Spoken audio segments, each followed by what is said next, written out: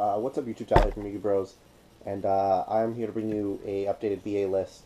I've been wanting to do this since I played in the what regional was that? Philly regional, where I played BA and I kind of just made my own build, went off of stuff that I personally like playing.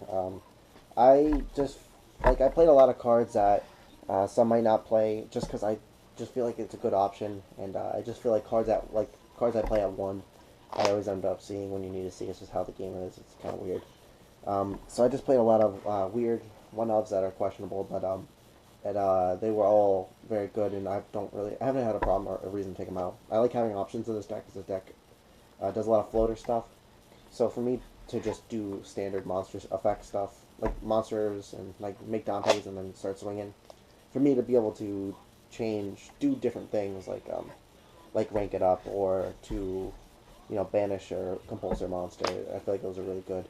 So I'll shoot you my deck list and explain some of the reasons why I play certain things. I played this at the Philly Regional where I went. I was 3-0. I played a friend of mine round 4, Osama, and he beat me. I didn't draw too well, and he had the Regeki for my Dark Law game 1, and then milled pretty well. So that's how BA went, and then I tied another game and then lost my round 7. I was X2 round 7, and then played somebody without an invite the next round, and he ended up just getting the win. I gave him the win and stuff. So I'll shoot you my deck list and tell you why I like certain things and why I play it. So shoot down here. I got the one tour guide, obviously. Got one. This card's like a lot more important than I thought it used to be. Obviously, like it's always been such a good card, but and now it's at 1. People can't be as greedy. So getting this card early is really important. But when you play it is a little more important, I feel. So you don't want to mill it, but you need to have it. I played the double Crane. This card was like a huge surprise for people. I don't really know why. As soon as this card went to 1, I immediately was like, oh, let's play Crane. This card was absolutely great the whole day. I ended up summoning like 2 monsters a lot, and then make a Dante, and then detach. And regardless, although that monster's dead, I can Crane, make another Dante, and then just keep floaters and add cards. Pretty much the way I started just playing the deck is I would just have to play a lot of defense with the floaters, and then I just go in 1 turn and usually win. And it worked out for me a lot of plays. So I played the double Crane as the second option. This card was very good. Every time I had it, I felt like I was in a very good position. I got the 3 Graph, the 3 Seer, and the 3 Scarm. Everyone always says like this is the most important card because the whole tour guide into this, and that will start your combo. But now the tour guide's at 1, I personally think Seer is the most important one because what I have been doing lately is I've just been making Virgil very early, and I'll just bring him back late game with this to swing over the Unicorn. This is just against the Neckcloth matchup, which is obviously a very relevant matchup because it's the best deck.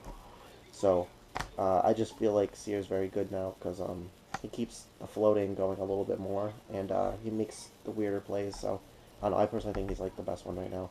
Although Graph is very good in Scarman, Search and Tour Guide is good too. The Search with Tour Guide or Search with Scarman end phase now is like very weird because you got to plan ahead because you don't have your tour guide, so you got to make sure you get to play at your next. You got to make sure you have a card to play at your next thing. Then I played 2 Farfas, 2 Rubiks, and a Cardna. I really only play this to drop a Fire Lake because I don't want to play 3, but I have to play 3. It's just I feel like Fire Lake's such a good card that it should definitely be played. It should definitely be recognized as like a game-winning card potentially. And I just really just want to get it in the grave so I can just Dante loop everything back. Like I said, I play very defensively, so I'm anticipating that my Dante's going to leave regardless if it's a downed or I rank it up or whatever. So play that, the 2 Rubiks, and Farf is really, really good. Oh, I mean, I feel like everyone already knows that, but I feel like this card got even better as soon as things went down. And then for the last lineup, I played 3 Maxi. I just thought it would be nuts not to play this card because every deck special summons. And round 2 and 3, I played Telenites, and I had this card almost every single turn that they had to make any play, and it forced them to give me 2-3 cards. And against like this deck, it's really good. And I was playing against a friend of mine playing Sylvan's playtesting. We played about 6 games, and any card I had it was like it forced him to either give me a bunch of cards or stop his play. And if he stopped his play, I was able to really take advantage of that and do well. So I just feel like Maxi is really good.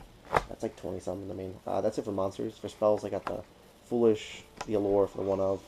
I got double Econ. Um, I feel like Econ's really important because I know people are definitely playing Flying Sea again, and I don't want to deal with that. Also, I felt like with me floating around a little bit more, getting over certain things, Econ's really good.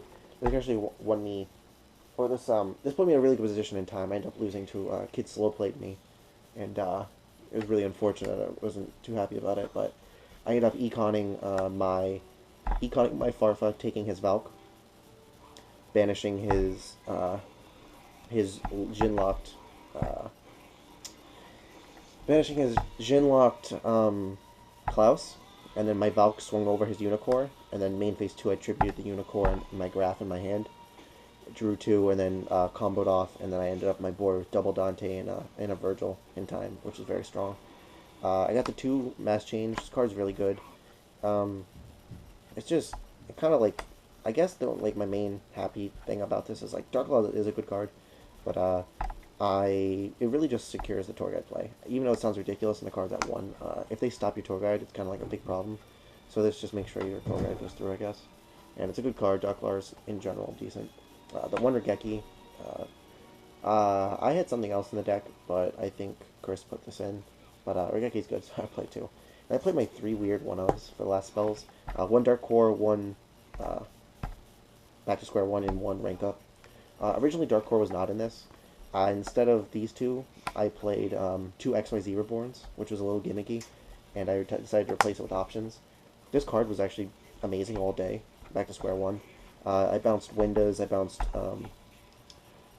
Unicorn, which allowed me to go for game, and I stopped it, and I got rid of his Valk with Mind Crush that same turn. This like it seems like it's kind of weird, but this card was really really good against everything. I personally don't like Wing Blast.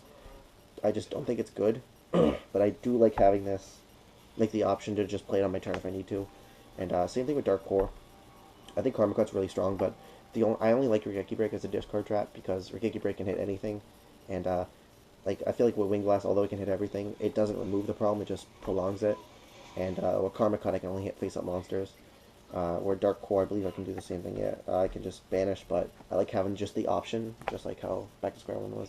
And Rank Up is actually really good because I just needed certain outs. I really play this for the Tellarknight matchup because if they make like the Altair or the whatever, and I don't have a Farf underneath my monster, I could just loop, bring the thing back, and then rank up, and then just bounce the problem. That's it for spells, and then for the traps, I got Crush and Ring. I drew Crush a good amount of time, and I drew Ring a decent amount of time too. I also milled him a lot. It kind of sucked. I played. I drew this.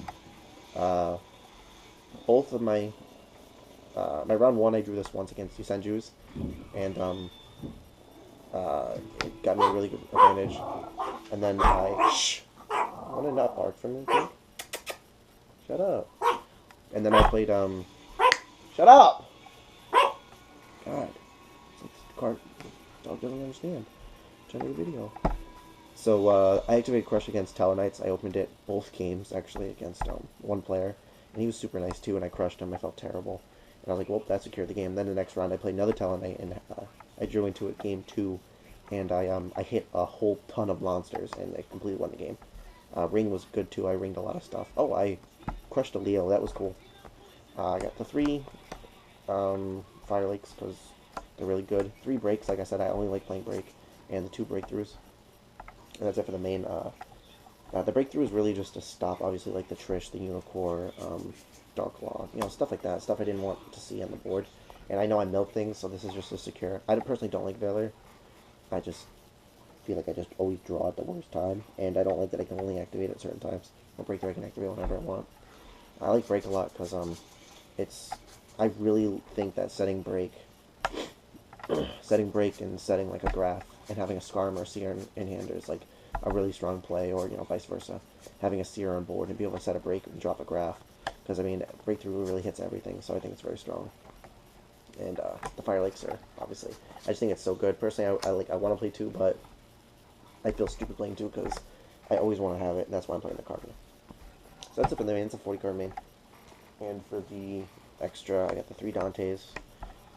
the two Downards, one Virgil, uh, the Gigaplant, an Alucard, a Zenmain's Double Nightmare, an Acid, and the Stringin, one Please, and one Darklaw. Darklaw is obvious, the Please is obvious. To be honest, the best card out of this whole thing, like, since I've been playing it, besides, the standard cards here, is, this Stringin has been absolutely phenomenal. Reason why is, because it swings over everything without having a problem. So I'm able to just get around, like, Darklaw and stuff, and, like, problematic cards by just getting over it. And then, I mean, I can always just downard stuff. Like, when I was playing, I won a lot of, I won every Telenight. I played 3 Telenights that day. I beat them all. I 2-0'd every single one. And the reason why I 2-0'd them all is because, I was just making, like, they just made weird monsters, and I was able to swing over things. And,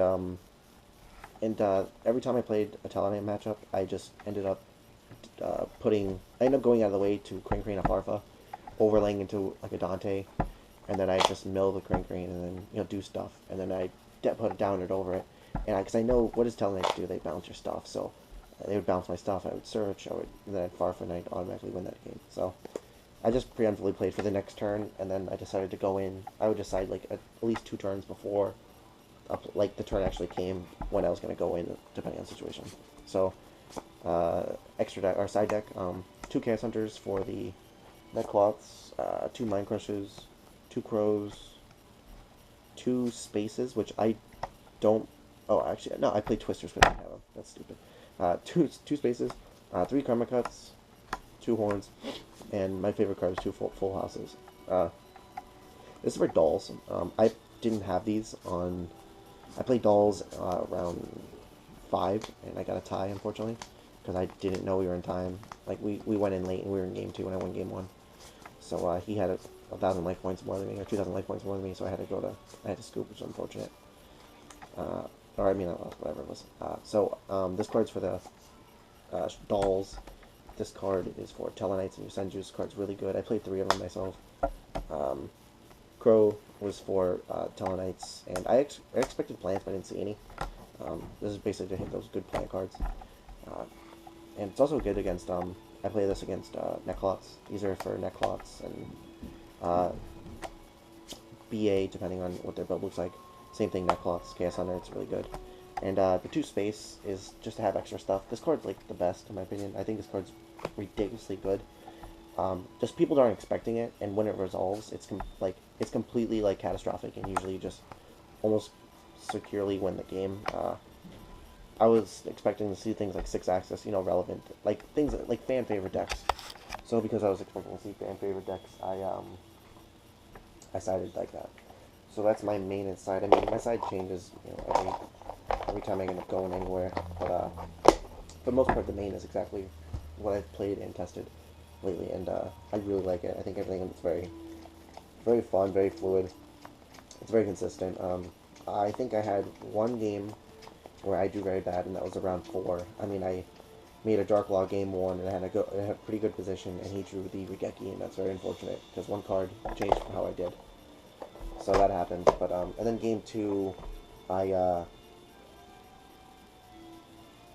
opened an XYZ Reborn, and he had the Torrential and another card to disrupt my XYZing, so he stopped me from XYZing 2 or 3 times, and then later I drew another one right before, so I had like a rank up 2 XYZ Reborns, a Fire Lake, and I just couldn't get anything going. I'm pretty sure I opened a Seer too. Like, it was all terrible, and he had the Wombo combo, so it is what it is, but that's the deck profile. So let me know what you think. I've been playing VA for a bit, so I'm a huge fan of how it plays. I think it's a really good deck, and hopefully it keeps doing well.